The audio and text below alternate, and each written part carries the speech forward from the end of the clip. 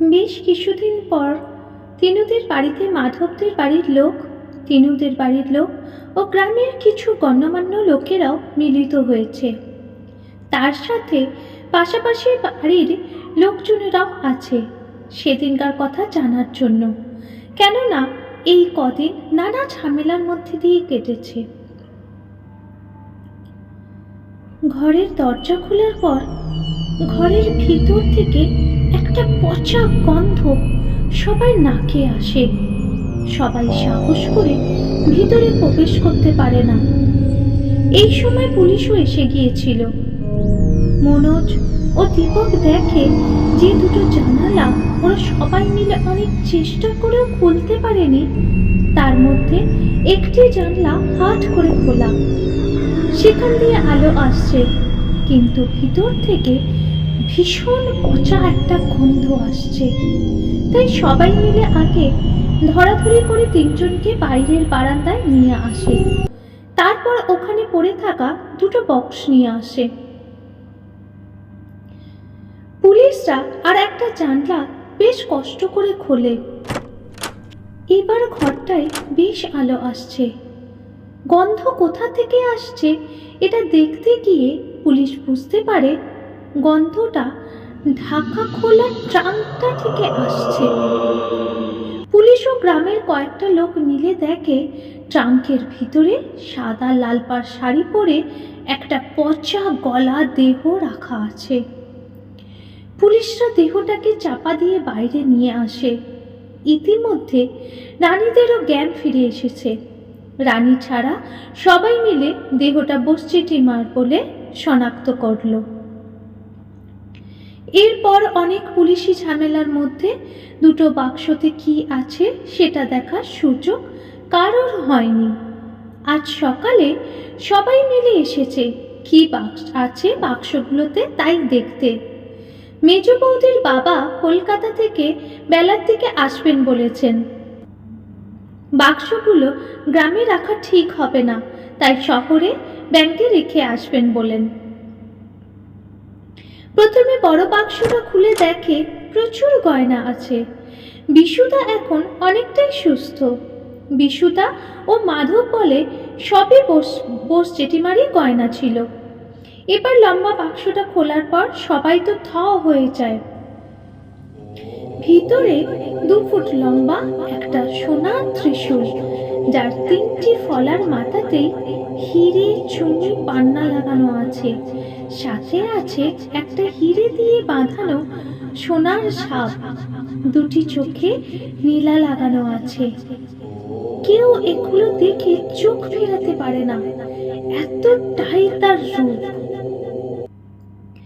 সবাই মিলে ঠিক করে এগুলো গ্রামে রাখা ঠিক হবে না, তাই মেজ বৌদি, ওনার বাবা, বিশুদা, মাধব পুলিশের সাহায্য নিয়ে এগুলিকে কলকাতার ব্যাংকে রেখে আসে। এই কটা দিন বিশুদা, মাধব আর বৈশালী তিনুদের বাড়িতেই থেকে সব কাজ সামলাচ্ছে। সাথে থেকেছে তিনু, মাধবের বন্ধুরা আর পাড়ার কিছু লোক। মাধবদের বাড়ি ভাঙার কাজ শুরু হয়ে গেছে। বাড়ির যে অংশে জেঠিমারা থাকতেন সেইখানে মহাদেবের মন্দির করা হবে। যে অংশে মাধবরা ও বিশুদারা থাকতো সেখানটায় ও আরো কিছু জায়গা নিয়ে মেজ বৌদি, বিশুদা ও মাধবদের থাকার জন্য নতুন করে বাড়ি তৈরি করা হচ্ছে। মেজ বৌদি ও তার মেয়ে রুদ্রাণী মাঝে মাঝে এখানে এসে থাকবে বলেছে। এখনো শিবরাত্রি দেরি আছে, তবুও তাড়াতাড়ি বাড়ি তৈরির কাজ শেষ করার চেষ্টা চলছে, কারণ শিবরাত্রির দিন মাধবরা গৃহপ্রবেশ করবে আর ধুমধাম করে মহাদেবের প্রতিষ্ঠা করবে তারা। সব ব্যবস্থা ঠিক হবার পর সবাই মিলে তিনুদের বাড়িতে একত্রিত হলো সেদিনকার অভিজ্ঞতা জানার জন্য। মাধব ও তিনু দুজনে সেদিনে যা যা হয়েছিল সবাইকে সবটা বলে। শেষে মাধব রানীকে জিজ্ঞাসা করে রানী কিভাবে তার মাকে দেখতে পেল। রানী এতক্ষণ ওদের কথা শুনছিল। মাধবের কথায় রানীর যেন একটা চমক ভেঙে যায়। ও সবার দিকে একবার তাকিয়ে বলতে শুরু করে, আসলে দরজাটা বন্ধ হয়ে যাওয়ার পর আমার হাত থেকে টর্চটা পড়ে যায়। এত অন্ধকার ছিল যে আমি মেঝেতে বসে পড়ি আর হাতড়ে হাতড়ে এগোতে থাকি। কিন্তু হঠাৎ মাথাতে কিছু একটা ধাক্কা লেগে আমি কিছুক্ষণের জন্য জ্ঞান হারিয়ে ফেলি। কতক্ষণ কিচ্ছু জানি না, কিন্তু মনে হলো কেউ আমার নাম ধরে ডাকছে। আমি ধীরে ধীরে চোখ মেলে দেখি সামনে বড় ট্রাঙ্কটার উপরে খুব সুন্দরী একজন ভদ্র মহিলা সাদা লাল পাড় শাড়ি পরে বসে আছেন। কপালে একটা কাটা দাগ ছিল, যেন মনে হচ্ছে এই মাত্র আঘাত লেগেছে। আমি তো জেঠিমাকে কোনোদিন দেখিনি, তবু কেন জানি না মনে হলো এটাই জেঠিমা। হ্যাঁ রে রানী, আমি তোদের জেঠিমা।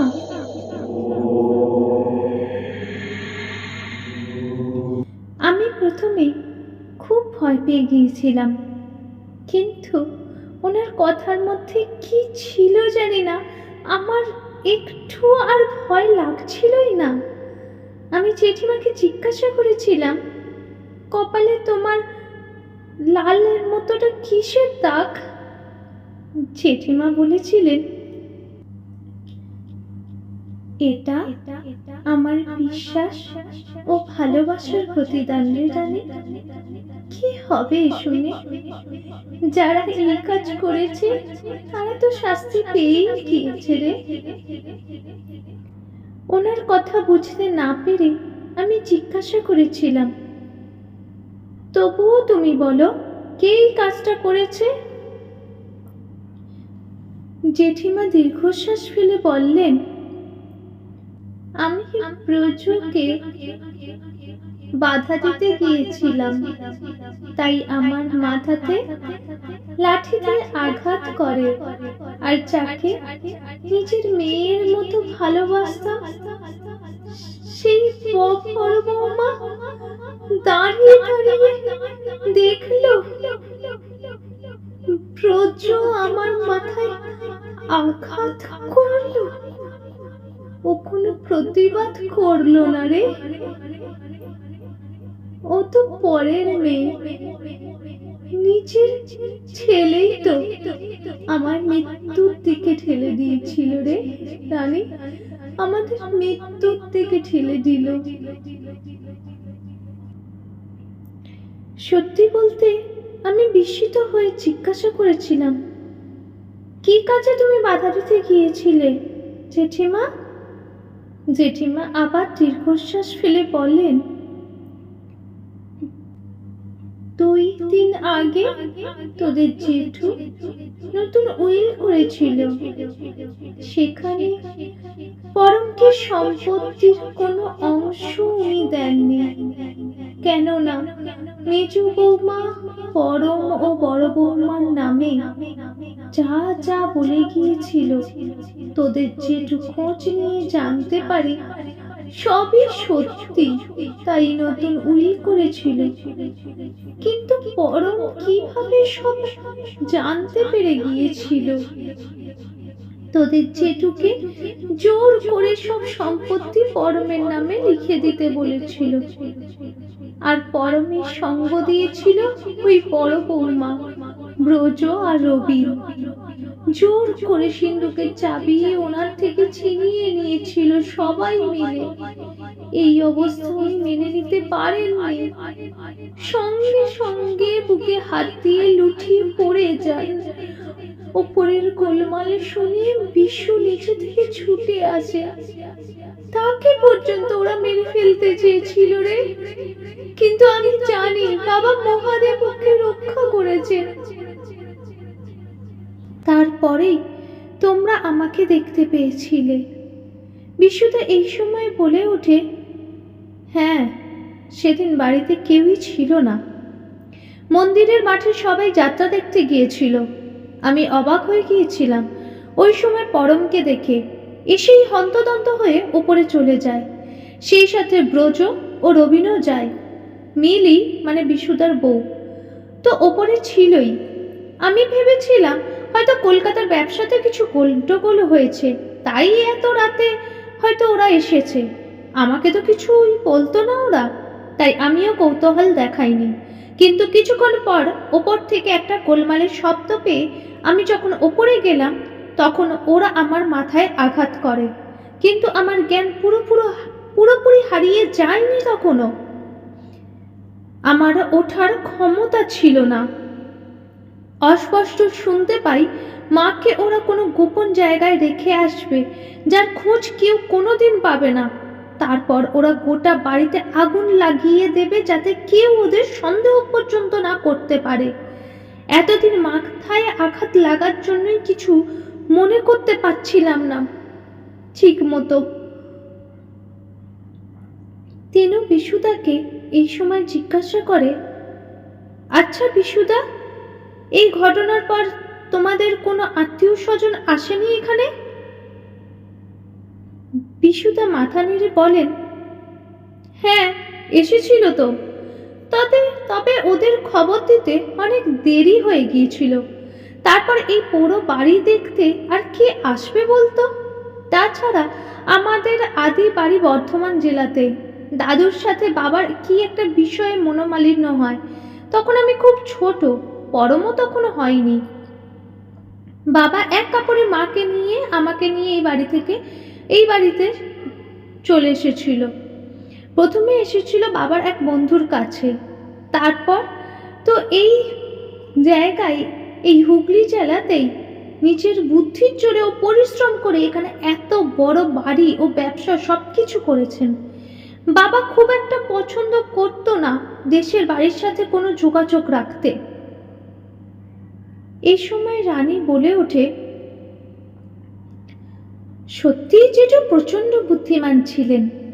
মেজো বৌদি বলে যাবার পর নিশ্চয়ই কিছু সন্দেহ তো করেই ছিলেন।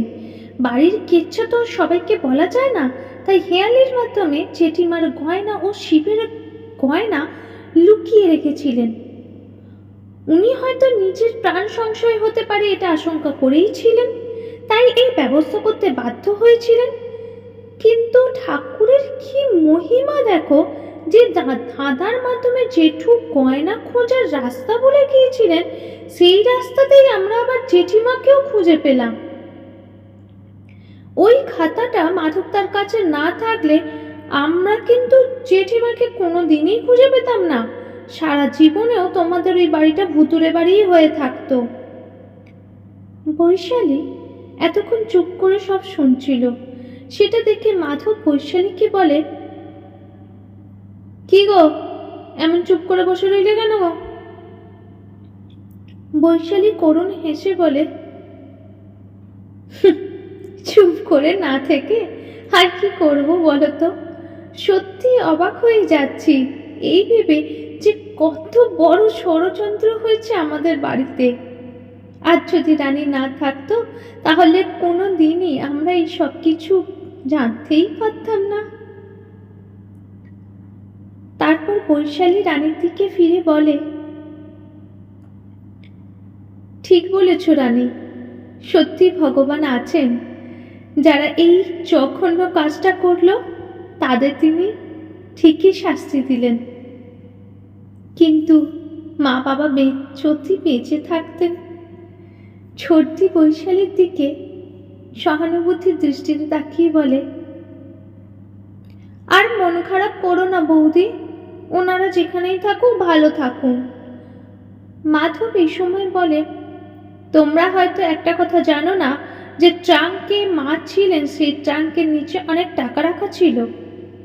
তিনি ওকে সমর্থন করে বলে, হ্যাঁ গো, তোমাদের বলা হয়নি। জেঠু হয়তো তাড়াতাড়িতে সব টাকা সরাতে পারেনি, যতটা পেরেছিলেন সরিয়ে রেখেছিলেন। রানীর শাশুড়ির মা হাত জোড় করে নমস্কার করে বললেন, সবই ভগবানের ইচ্ছা, দুর্গা দুর্গা। টাকাগুলো ভালো কাজে খরচ করো বাবা, আর মন খারাপ করো না, সব ঠিক হয়ে যাবে। যারা দোষী তারা তো স্বয়ং ঈশ্বরের কাছেই শাস্তি পেয়ে গেছেন। বিশু ও মাধব মাথা নেড়ে বলে, হ্যাঁ কাকিমা, তাই হবে। এরপর আরো কিছুক্ষণ কথা বলে যে যার বাড়ি চলে যায়। শুধু রানী, নীলু, ছোটদি, বৈশালী বসে কথা বলছিল। এটা প্রায় 60-70 বছর আগেকার কথা, কি তার বেশি হবে। হুগলি জেলার প্রসাদপুর গ্রাম ছিল, খুব ভিতরের দিকে। ইলেকট্রিকের আলো তখনও বাড়ি বাড়ি আসেনি, তাই হারিকেন লম্ফোর উপর ভরসা ছিল। কথা বলতে বলতে সন্ধ্যা উত্তীর্ণ হয়ে গিয়েছিল। বাইরে বেশ অন্ধকার। রানীরা বসে বসে বসবাড়ির কথাই আলোচনা করছিল সবাই মিলে। এই সময় ছোটদি রানীকে বলে, এবার আর ছোট বৌদি তোকে ভয় দেখাবে না, বল রানী। রানী হাত ছেড়ে বলে, হ্যাঁ রে, তাই তো মনে হচ্ছে। ঘরটা আধো আধো অন্ধকার, একটা মাত্র হারিকেন জ্বলছে। হঠাৎ নীলু খুব ভয় পেয়ে এসে বলে, এই তপুদি, তপুদি, তোর পিছনে কি একটা কালো হাত এগিয়ে আসছে। বৈশালীও আর্তনাদ করে উঠে বলে, হ্যাঁ সত্যি, একটা কালো হাত, তপুদি, তোমার সামনে, তপুদি। রানী হকচকিয়ে গিয়ে ছোটদিকে ধরতে ধরতে বলে,